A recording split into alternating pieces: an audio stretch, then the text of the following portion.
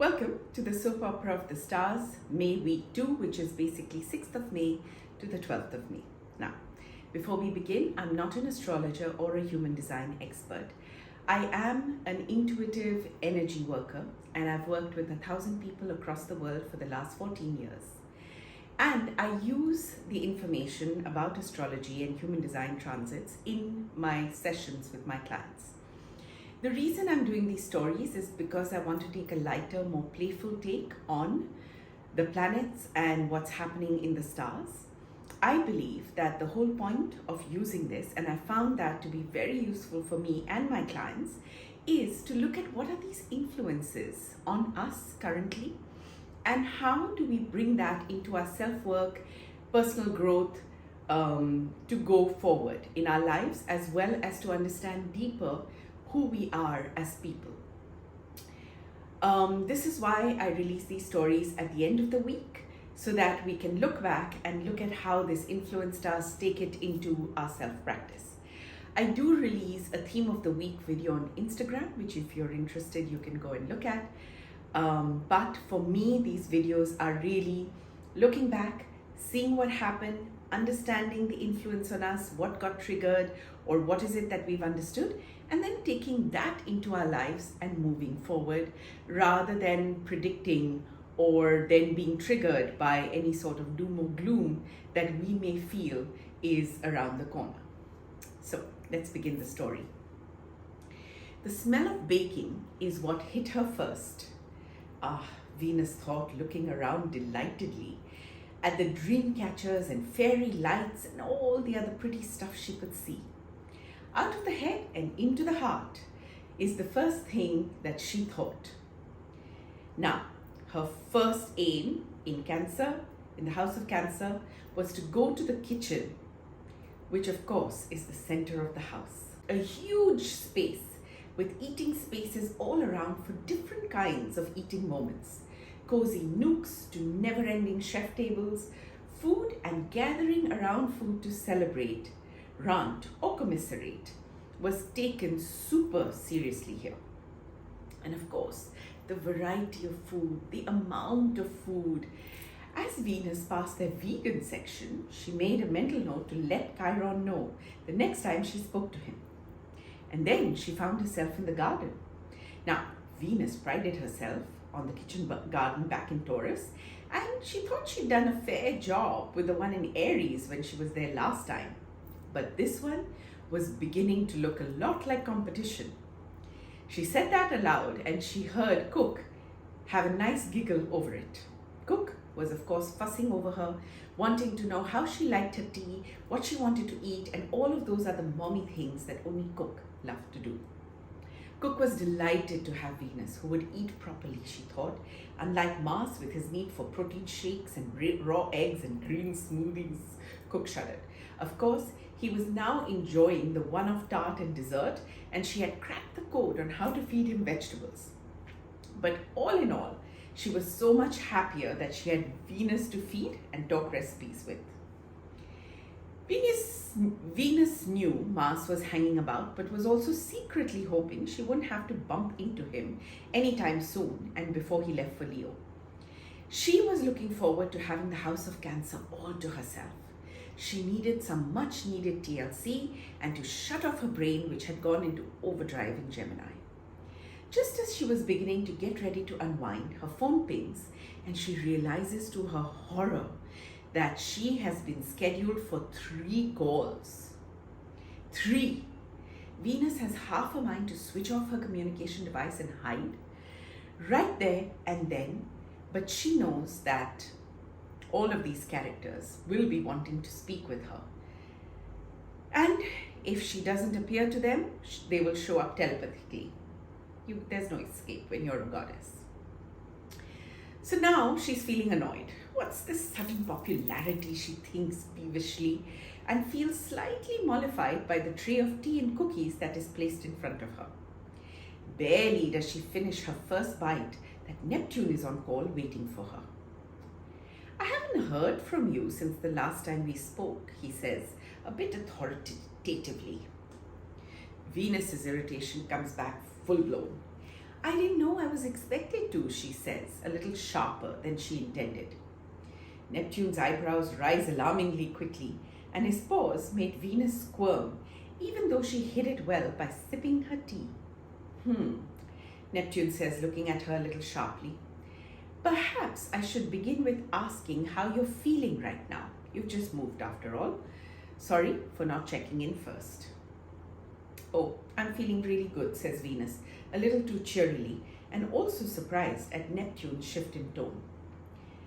The House of Cancer must feel quite a relief from all that activity in Gemini, Neptune says, as if to himself. Well, it wasn't as bad as I expected, Venus says, relaxing a little. I think Mercury's retreat in Taurus made it more an exploration in depth than how hurried all the concepts usually feel. And yes, I am a little relieved at being here now. You sound a little doubtful, says Neptune, and it's now Venus's turn to look at him sharply. Well, it still feels busy, she says, getting a little defensive again. How so? Neptune asks beguilingly, seductively, making Venus think she's walked into a trap. She says, putting her teacup down and sinking into the couch. I don't know, Neptune. I just can't seem to relax inside. I'm all wound up. And why do you think you're feeling this way? He asked softly. I thought I'd let my hair down here in the House of Cancer, Venus says, but there's just so many conversations to have. It all feels a little too busy. I thought I'd get time to just wander around and just do my own thing. You know how it's brilliant to be in Cancer and just allow yourself to be and just know you're cared for? Instead, I'm feeling there's no place to hide and it's feeling just stressful. And did you think you could leave the House of Mercury and enter the House of Moon and just switch off, just like that? Asked Neptune. Yeah, says Venus, realizing there was a point here. Neptune says with a little more kindness in his tone. I guess I did forget what we spoke about last time, Venus says, letting go of her defiance and allowing her body some more unwinding. I can't switch off my brain, and it's all busyness if I don't allow myself to get into my body and feel what's going on inside. She sighs. And Neptune says encouragingly, and if I don't make that a daily practice, then I may burn out. And even if that doesn't happen, I will never really be able to do my own thing because my mind will be too busy thinking of all the other things and not be present as such. Says Neptune approvingly. I get it. I need to make unwinding from the busyness of life a daily part of my rhythm. And to get that process started, I first need to follow Mars's example, where he got into Cancer and spent some time in stillness after he got here. Fine. Thank you, Neptune. This time I will not forget. Venus smiles tiredly. Yes, said Neptune. And also, look at all these calls you're about to get onto as your welcome committee to Cancer. We're all happy you're where you are. We know you'll have a good time. Thank you, says Venus as Neptune fades away and she decides to take her next call from a different nook in Cancer. Just because they're all so magical and there's always something different and mysterious to discover while she's here. Now, her next call is with Nonna, who is being really supportive. Nonna is letting her know it's absolutely essential for her to take time out for herself and that she'll be surprised by how much energy she has once she's done that. Jupiter, who's doing a recce trip to Taurus before his move from Aries, comforts her by saying it's always a little disconcerting when you're in a new space. Find something creative to do while you unwind. It's going to help you with all of your insights and structuring all that you've learned. The call with Shauna and Saturn went very similarly, with Shauna reminding her that the House of Cancer is a great place to look at all the greys and to explore the shadow and light within her. Venus laughs. Given just then the lighting in the house shifts to represent the moon's mood as she travels around the houses and plays with sunlight, almost as if giving Venus a sign that it's okay to feel grumpy, frumpy and dumpy. as much as it is wonderful to feel the diva goddess who has it all sorted. And then, of course, Saturn offers even more validation with his whole newly found take on emotional maturity being a key to freedom, and that it's only when that freedom is experienced that one can serve the collective while ensuring healthy boundaries. And that is a wrap for Venus's story this week. But let's see what else is happening in this very same house of Cancer. Mars is on the other side and has decided he's going to have a docu-series made based on his time in Gemini and Cancer. He's wondering whether he should start with Taurus because that was his first taste of stepping out of his comfort zone in this cycle, but decided going back that far would be too much work. He wants this to be really hard-hitting, but also entertaining. A combination of fun and insight, he says to himself, not just a telling of events. It must also be packed with all the insights I have and all that I've learned. As always, focused on himself. So, I need to make it understandable without being too technical. And as if this were an invitation, he receives a flurry of messages. Everyone seemed to have something to say about this project. Well, plan carefully, Pluto says. It's an ambitious venture and you can't expect it to be a cakewalk. Of course, it's excellent that you're thinking about making it creative. Just stay away from being too focused on details. And even though it wasn't a part of the message, Mars could almost hear her say, also don't be too focused on yourself. A hidden message that made him grin, just a little too ferociously. Chiron thinks he needs to make this a game changer, make it different, make it evoke strong reactions, he says. Quite in character with Chiron's mood these days. Right on cue to dispel such dark thoughts was Jupiter, letting him know how fantastic he thought the idea was, but also letting him know to be patient with the process and to curb his need to get it all done at once, immediately, now that the idea has struck him. Mars realizes there's a point. The Sun and Uranus send almost identical messages, making Mars wonder what they're up to. They're all about how Mars already has everything he needs within him and to just be focused on timing of the release. Release the marketing at the right time to be seen, they say. Uranus chimes in, making Mars realize they're all on a group chat from Taurus, adding that Mars should be careful not to lose his shit when it's only his target audience that appreciates what he's done and not the whole universe. Because everyone is different, he adds silkily, making Mars wonder whether Uranus's golden teeth are not on account of his actual teeth all having been punched out for his smart-ass comments. And then there's Neptune calling him, making Mars a little worried given his penchant for creating confusion. Neptune proves surprisingly kind instead and lets him know that he's willing to back this venture. And when Mars expressed surprise, Neptune added that given all the emotional and mental surfing Mars has had to do in these last few months, he thinks he's extremely well placed to make the series, leaving Mars feeling quite chuffed at all the validation. Mercury, on the other hand, needs a break from their break. It's been 3 weeks of slowing down and being in this self-imposed retreat they're in, and it's beginning to suck. It doesn't at all help that they seem to be having deja vu, with Nona and Shauna being in the same conversation as when they started their stay in Taurus. In fact, Nona and Shauna were still conferencing with Pluto and discussing insights and whatnot, and his ability to discuss things endlessly made Mercury want to hurl.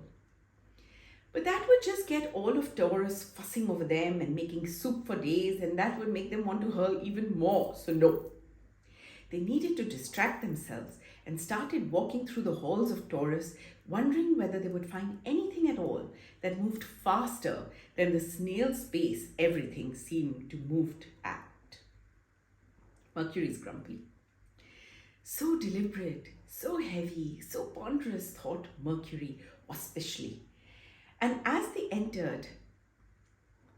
wandered with these bitter bitchy thoughts relieving their gloom, they suddenly heard Jupiter's booming tones raised in argument.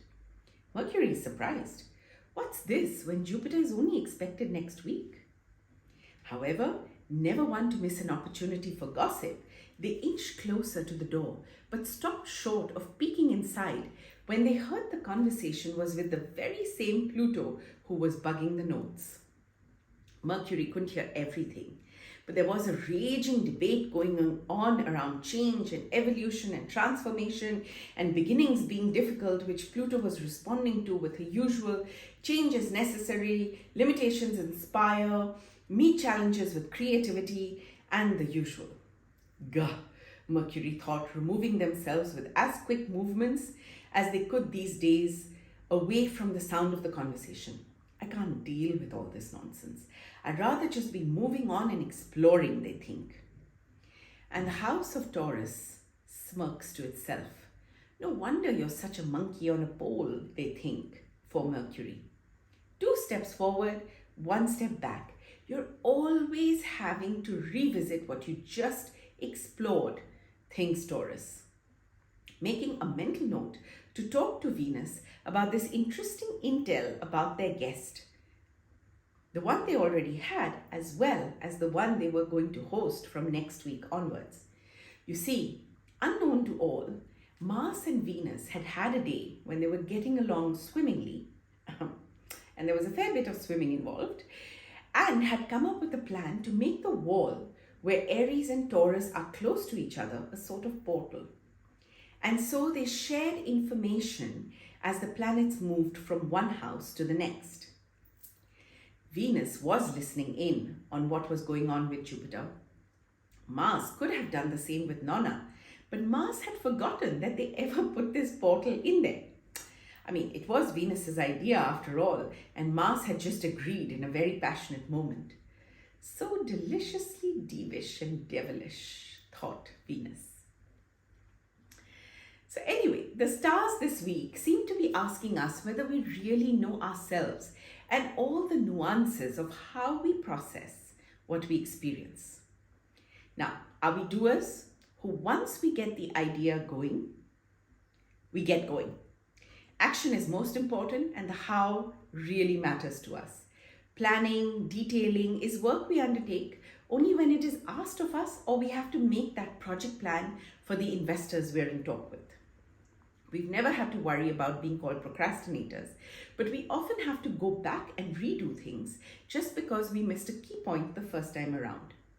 We also come up with unexpected snags that we manage to push through, but they do make us feel a little frustrated at why things aren't as smooth or people as cooperative as we like. Or are we planners? We have an idea and immediately open up an Excel template with multiple tabs. We have our Gantt charts and our task lists and our marketing plan and our resource needs and everything else captured within days of the idea, and then wonder where to begin. We've already thought through the pros and cons and anticipated what will happen 5 years from now and are wondering how to ensure we've planned for those contingencies already. We do worry about being procrastinators, but once we get started, it's smooth going and it's rare that we meet a hiccup we haven't already strategized for. We've invested ourselves deeply and may feel bitter when things don't work out, but we have a plan to deal with that as well and just need a little push to get started once more. Or are we sharers? We've discussed our idea with everyone we know and everyone we meet, and we've taken all their feedback and we've built the scenarios in our heads. We have multiple different plans, and we've also spoken to those who will get us going and doing. And so we're on this ride where the more we share, the more we find the right people, opportunities, and spaces to make things happen. We have people helping us with the plans and presentations as well because they feel inspired to get in on our dreams with us. We may not fully remember what we've shared and may not have incorporated all the fail-safes we've been warned about, but we're moving along and things are shaping up. We may feel frustrated when things go wrong and have more people than we like say, "I told you so," but our ideas and our sharing continues and we keep going. Or perhaps we're a combination of all of these types, and as long as it works, it's all good.